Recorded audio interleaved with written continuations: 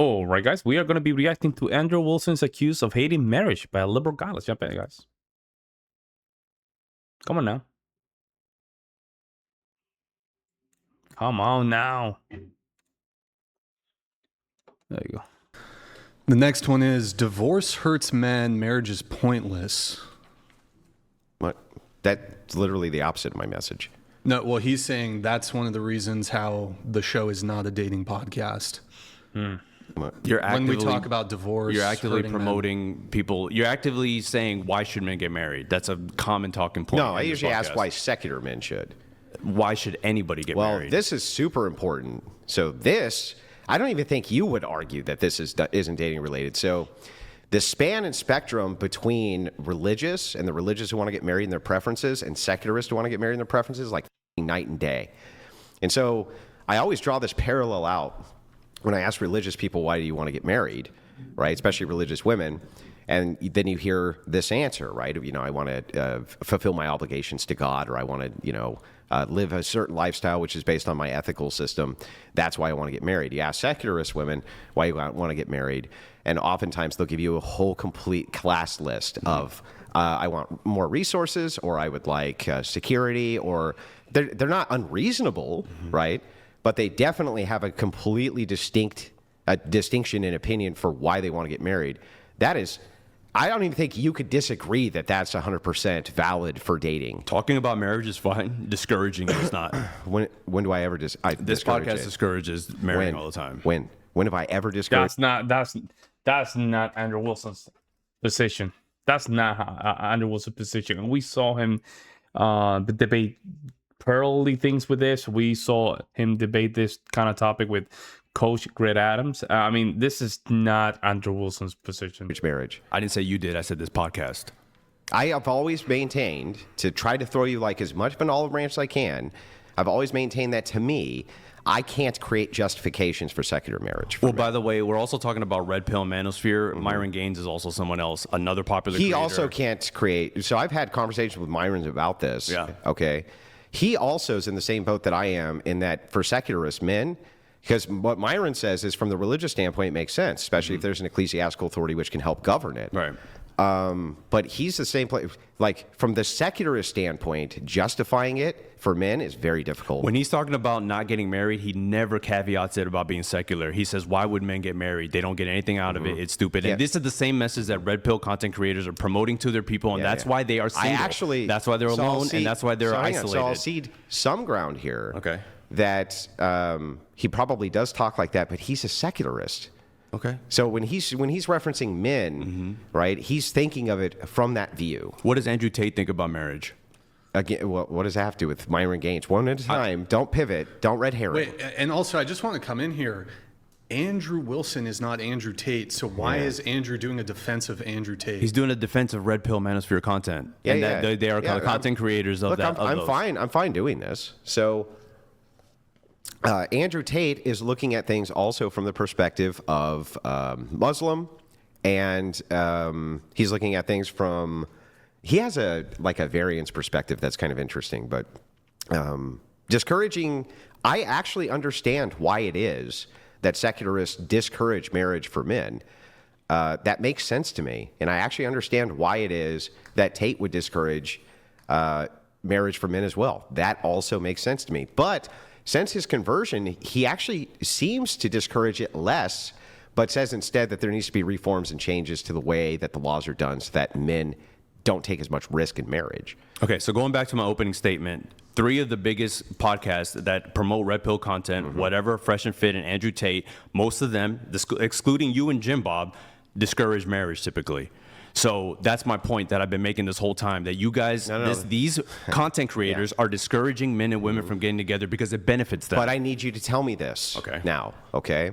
I'm going to actually concede this point so that you can tell me why the fuck that's bad for men.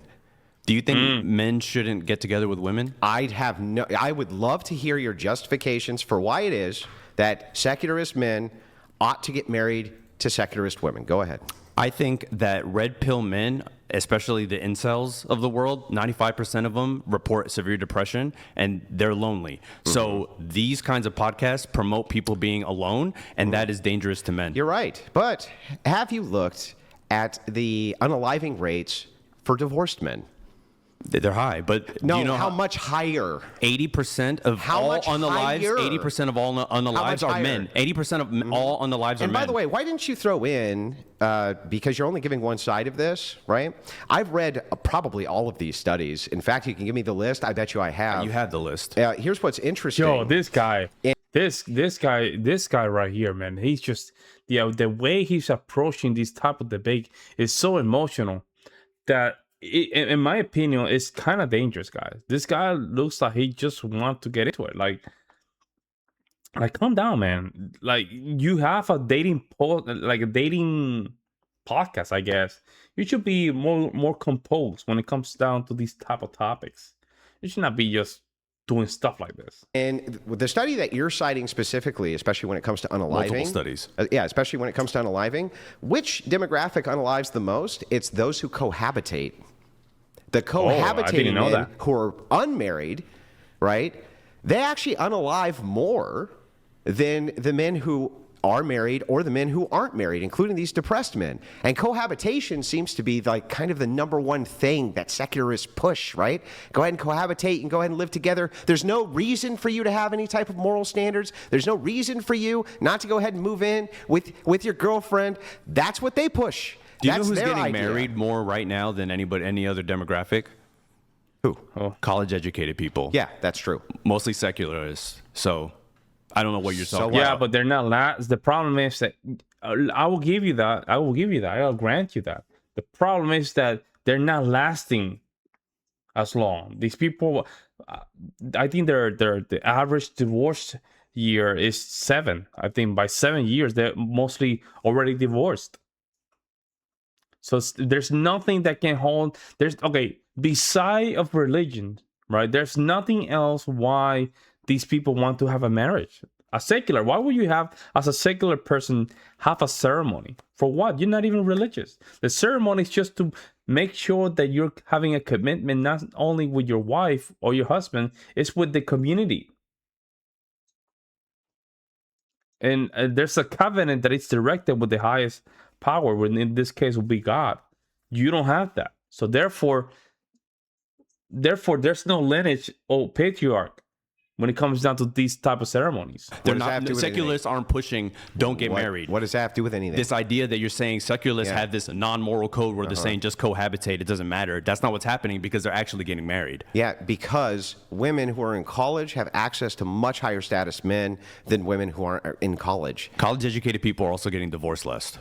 Yes, because you have the high status man that you want who has lots and lots of money. Yes, that's the way that works. The women are also making a lot of money. Do you know how? No. So here's the thing that's so funny. Here's what you didn't include here. So when it comes to the middle, right? You're right that the middle class, which I would argue, You're saying I'm right a lot, by the way. which probably doesn't exist. I Right? appreciate you saying I'm right. Well, constantly. The thing that's so gaslighting fun saying, guys. about making a concession to a point is Yeah, that it the makes it easy gaslighting, man. to destroy it. Oh, yeah. So here's what's funny about this. You are correct that the middle class does get divorced a bit less. Or I'm sorry, get married a bit less, right? In some cases, a lot less, depending on what's going on. Yeah. But here's why: you can only usually get a guy or a woman based around the social dynamics and social circle that you're in, right? Sure. They only have access to women or men who are roughly making around the same amount or not the same amount as them, and usually they meet them at work. College-educated women, different. Mm-hmm. Now they have access to this kind of wider pool of much more wealthy men, right? And so, yeah, of course they marry them more often. They have a higher status there for them to go after. That's why they do that. I like how you think women are just going after high status men when they make up 45% of the workforce, 43% of entrepreneurs. They're making their own money, Andrew. Can you tell me, though, what the disparity is between the amount of money that these college-educated women make compared to their college-educated husbands, sir? I'm not sure, but Yeah, you're not sure. I'm not sure. Oh, that's such a shock. Well, let me tell you, because I am sure, right? It's a significant Why don't you give me a amount number more. then? If you know so much, give me a number. Because I don't remember if it's Oh, between. it's significant, I don't though. remember if it's between 0.5 or 1, but it's at least 0.5 more. Okay. At least. Okay. So, like, Yo, I don't this even know what is- you're arguing. Hey, listen, man. I don't know why you're debating Andrew, man. Like, clearly, this is something that this is something that you should think about it. Listen, if you want the best for the relationship between men and females, right? You want to go through the truth. You want to go through the fundamentals when it comes down to relationships and dynamics. Clearly, something that we have right now is messing up with our dynamic. What is it? Okay, so we can just look at the last century, and something happened in the 1960s. And I think it's just basically feminism just went full force. And they started just being part of this society. And then by the 80s, women were already in the workforce. And that was a problem. Now we have two now different dynamics, a new kind of dynamic, a dynamic that we're not used to.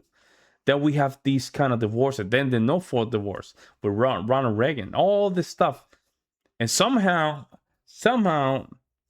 based on this dude right here, right? Men are still the problem, guys. This dude is still giving me this kind of vibe that men are still the problem, which is not. Yeah, I'm arguing here that secularists still get married, and you're making the stupid point that they're promoting cohabitation, even though that's not the case. I would say that if it were the case that the middle class had access to the same amount of wealth as the college-educated women do, that they would be getting married at the same rates to those men. Okay, well, why aren't they getting married then? Because they don't have access to those men. Okay. Can you tell me why that's wrong? No, I think no, you can't, can you? Because it makes sense, doesn't it? I'm about to. Okay, can't why wait. do you think there's such a gulf between relationships right now that you actually encourage? I don't. What golf do I encourage? You encouraged it on Pearl Davis' show just this week. What? That the gulf. She said men and women are dating. You said good. Yeah, no.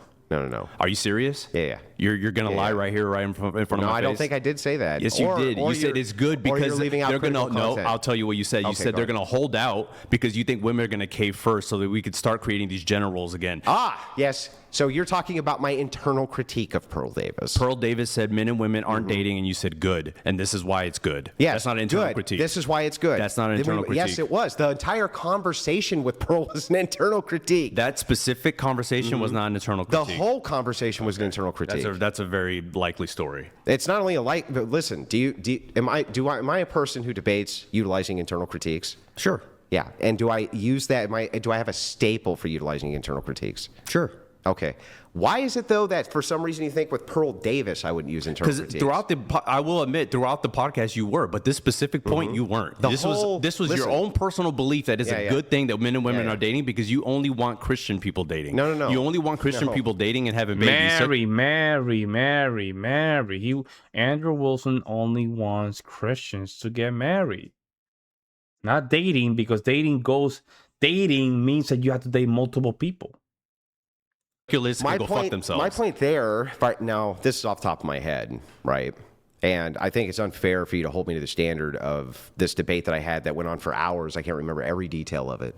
But if I remember this correctly, what actually happened there was we were discussing secular marriage, and if the gulf got too wide, right, then people are going to divert themselves over to other X thing. But I don't remember. It had nothing to do with secular. It's like you keep throwing that word in front of what these people are saying because it just helps your argument. But that's not what you guys were discussing. Well, you were talking about men and women aren't dating. Exactly. Do you admit that men and women are dating currently? Do you know men 18 to 24 have never asked a woman out in real life? Did you know that? Yeah. So no, that's not correct.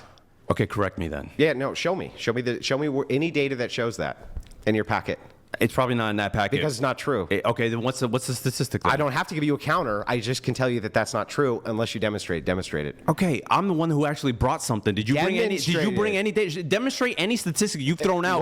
What statistic have I thrown out? Demonstrate any statistic you've thrown out. What statistic have I thrown out? About how much more men in college make than their wife counterparts. You demanded that I give you a number. What did I say? Yeah, I didn't demand. Don't actually You said it's know. significant. I said you don't said it's actually significant. know other than it's significant, right. the gap. Well, then show me the proof of that. Yeah, but I don't. That's all I know. Okay, then shut the fuck up. Yeah. So here, just real quick, just demonstrate it. Demonstrate it. I got your data packet. Let me ask you something. Are men and women dating less?